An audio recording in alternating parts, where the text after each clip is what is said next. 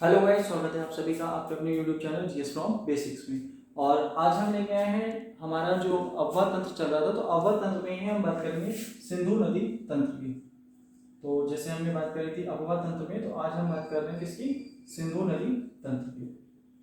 तो सिंधु नदी तंत्र की अगर बात आती है तो सिंधु नदी तंत्र अगर देखा जाए तो हमने कल बात करी थी, जैसे हमारा एक ग्लेशियर था, तो हमारा एक ग्लेशियर था चेमा युंगडुंग ग्लेशियर।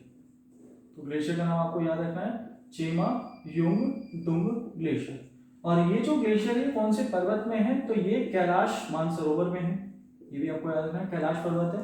और इधर एक नदी निकली थी हमारी, कौन सी नदी निकली थी? सांको। अब सांको की हमारी बात हो गई थी, और इधर हमारी दूसरी नदी आई है, कौन सी? सिंधु नदी। तो इधर हमारी नदी निकली, कौन सी नदी है? सिंधु नदी। अब जो हमारा हिमालय से नदी तंत्र है उसमें तीन फेमस है, तो सिंधु नदी, दूसरी गंगा नदी, और तीसरी हमारी है जो ब्रह्मपुत्र है, जो हमारी सांको नाम से निकली है। तो सांको की हमने बात करी थी और सांको की एक वीडियो भी पड़ी हुई है, वो भी आप देख सकते हैं। अब बात हमारी सिंधु की चल रही है, तो सिंधु की हम बात करते हैं। सिंधु अगर देखा जाए, सिंधु निकलती है कैलाश से, और कैलाश मानसरोवर में भी चेमा युंगडुंग ग्लेशियर से। और सिंधु की अगर बात आती है, सिंधु को जो भारत के बाहर अगर तिब्बत में हम बात करें, इसे बोला जाता है सिंगी खंबान, या फिर इसी का नाम होता है शेरमुख। सिंगी खंबान या शेरमुख के नाम से जानी जाती है सिंधु नदी। और इसी की दूसरी हमारे यहाँ पर निकलती है जम्मू कश्मीर में एक झील है हमारी, यहाँ पर एक झील है शेषनाग झील। अब शेषनाग झील से एक नदी निकलती है आपकी झेलम नदी, यहाँ से झेलम नदी आती है, और झेलम नदी यहाँ पर पहुंचती है बूलर झील पर, और बूलर झील से और आगे बढ़ती है और ये बनाती है भारत और पाकिस्तान की सीमा, प्राकृतिक सीमा। एक तरफ हो जाता है इंडिया और दूसरी तरफ हो जाता है पाकिस्तान, और बाद में फिर ये जाकर चिनाब में मिल जाती है। तो झेलम नदी अगर बात आएगी, तो झेलम नदी कहाँ से निकलती है? शेषनाग से निकलती है, और बूलर झील से होती हुई इंडिया पाकिस्तान का बॉर्डर बनाती हुई ये मिल जाती है आपकी चेनाब नदी में। और चेनाब नदी भी अकेली नदी नहीं है, चेनाब नदी दो नदियों से मिलकर बनती है। एक तो बनती है आपकी चंद्रा नदी, और दूसरी नदी है हमारी भागा नदी। तो चंद्रा और भागा जो दोनों हैं, दोनों नदियां मिलती हैं, एक घाटी पड़ती है लाहौल घाटी, और लाहौल घाटी है हिमाचल प्रदेश में, जहां पर चंद्रा और भागा दोनों ही नदियां मिलती हैं। और चंद्रा और भागा जब दोनों नदियां लाहौल घाटी में मिलती हैं, तो लाहौल घाटी में इन दोनों का नाम हो जाता है चेनाब। और चेनाब अगर देखें तो चेनाब की खास बात क्या है कि चेनाब जो है सिंधु की सबसे बड़ी सहायक नदी है। अब चेनाब के बाद अगर बात आती है, यहाँ पर एक दर्रा पड़ता है, तो यहाँ पर एक दर्रा है हमारा रोहतांग दर्रा। तो रोहतांग दर्रा, और रोहतांग दर्रे से यहाँ से नदी निकलती है एक हमारी रावी नदी, और रावी नदी ये हमारी निकली है रोहतांग दर्रे से। रोहतांग दर्रा पड़ता है हिमाचल प्रदेश में, और रोहतांग दर्रे के पास में ही एक कुंड पड़ता है यहाँ पर व्यास कुंड। तो व्यास कुंड अगर देखा जाए, अब नाम से हमें पता चल रहा है कि व्यास कुंड, तो व्यास कुंड से नदी कौन सी निकलेगी? यहाँ पर नदी निकलती है व्यास नदी। अब इसी नदी में एक नदी है हमारी यहाँ पर, इसमें मिलती है यहाँ पर हमारी एक नदी सतलज नदी। तो सतलज नदी हमारी व्यास नदी से मिल जाती है, और जिस स्थान पर मिलती है वो कहाँ पर मिलती है? हरि के स्थान पर मिलती है, हरि के नामक स्थान है। और ये जो निकल रही है, निकल कहाँ से रही है? तो यहाँ पर एक जगह है राकस ताल। तो राकस ताल, या इसी को हम बोलते हैं राक्षस ताल। राकस ताल या राक्षस ताल से हमारी निकल के आती है सतलज नदी, और हरिके नामक स्थान पर ये मिल जाती है व्यास से, और व्यास आती है व्यास कुंड से। अब ये प्रॉपर जो हमारी सारी नदियां ये हमारी अगर देखें तो सिंधु और सिंधु की सहायक नदियां हैं, और इसमें भी सहायक नदी सबसे बड़ी कौन सी है? चेनाब। और चेनाब में बाकी आप चाहे तो झेलम देखें, या रावी देखें, या व्यास देखें, या आप सतलज देखें, तो ये सभी नदियां अगर देखा जाए किसकी सहायक है? चेनाब की। और चेनाब किसकी सहायक है? सिंधु की। अब सिंधु की एक और सहायक नदी है जो कि हाल ही में चर्चाओं में रही थी। सिंधु की एक सहायक नदी है यहाँ पर आपकी श्योक नदी। और श्योक नदी अगर देखा जाए, श्योक नदी क्यों चर्चाओं में रही थी? क्योंकि अभी हाल ही में एक आर्मी वालों की बस गिर गई थी श्योक नदी में, और काफी सारे जवान उसमें शहीद हो गए थे।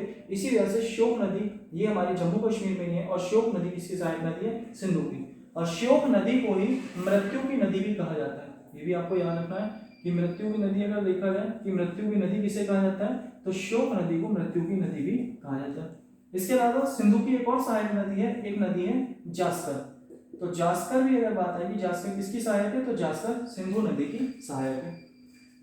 और इसके अलावा हम बात करें झेलम, तो झेलम की एक सहायक नदी है किशन गंगा। किशन गंगा, और किशन गंगा किसकी सहायक नदी है? तो किशन गंगा झेलम की सहायक नदी है और किशन गंगा को पाकिस्तान में जाना जाता है नीलम नदी के नाम से। और नीलम नदी के नाम से क्यों जानते हैं? क्योंकि जो नीलम है इस नदी में यानी किशन गंगा में नेचुरल रूप से नीलम पाए जाते हैं, इसीलिए से पाकिस्तान में बोलते हैं नीलम नदी। और शेषनाग झील से निकलती है झेलम नदी और बूलर झील से होकर जाती है। और बूलर झील की खास बात क्या है कि ये भारत की सबसे बड़ी मीठे पानी की झील है। और दूसरी बात, ये भारत और पाकिस्तान की प्राकृतिक सीमा का निर्धारण भी करती है। और झेलम पे अगर बात करें कौन कौन सी परियोजना है, तो झेलम पे एक परियोजना है तुलबुल और दूसरी एक परियोजना है उरी।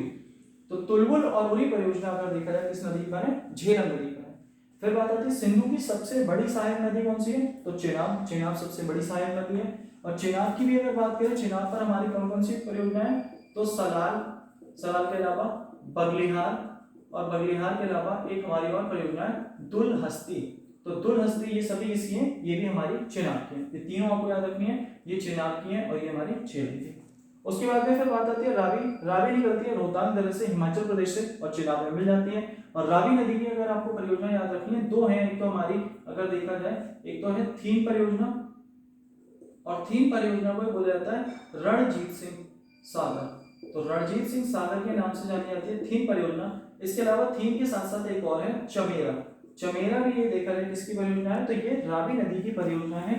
थीम परियोजना रणजीत सिंह सागर और चमेरा दोनों रावी की। इसके बाद फिर बात आती है ब्यास की। अगर हम ब्यास की बात करें तो ब्यास निकल रही थी ब्यास कुंड से और ब्यास भी मिल रही थी किसमें? सतलज। यानी कि ब्यास नदी किसकी सहायक है? सतलज नदी की सहायक है। और ये दोनों मिलती कहाँ पर है? हरि के स्थान पर। और हरि के स्थान से ही भारत की सबसे लंबी नहर इंदिरा गांधी नहर भी निकलती है। इसके अलावा सतलज नदी कहाँ से आई है? तो राकस ताल से निकल के आ रही है। ये है हमारा तिब्बत में।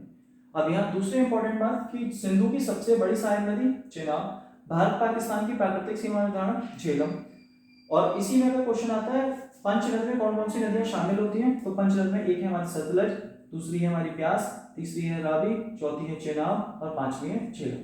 तो पंचनद यानी पंजाब की जो बात आती है इसमें 5 नदियां हमारी शामिल होती हैं जो पंचनद में शामिल होती हैं। और पंचनद में ही अगर क्वेश्चन पूछा जाए कि पंचनद में ऐसी कौन सी नदी है जो केवल भारत में बहती है, तो वह नदी है ब्यास। भारत में ही इसका उद्गम होता है और भारत में ही यह नदी समाप्त हो जाती है। और पंचनद में ऐसी कौन सी नदी है जिसका उद्गम भारत के बाहर से होता है? तो भारत के बाहर से एक नदी है हमारी राक्षस ताल या राकस ताल, यानी तिब्बत से निकल के आ रही है। कौन सी नदी? हमारी राष्ट्रवादी सतलज।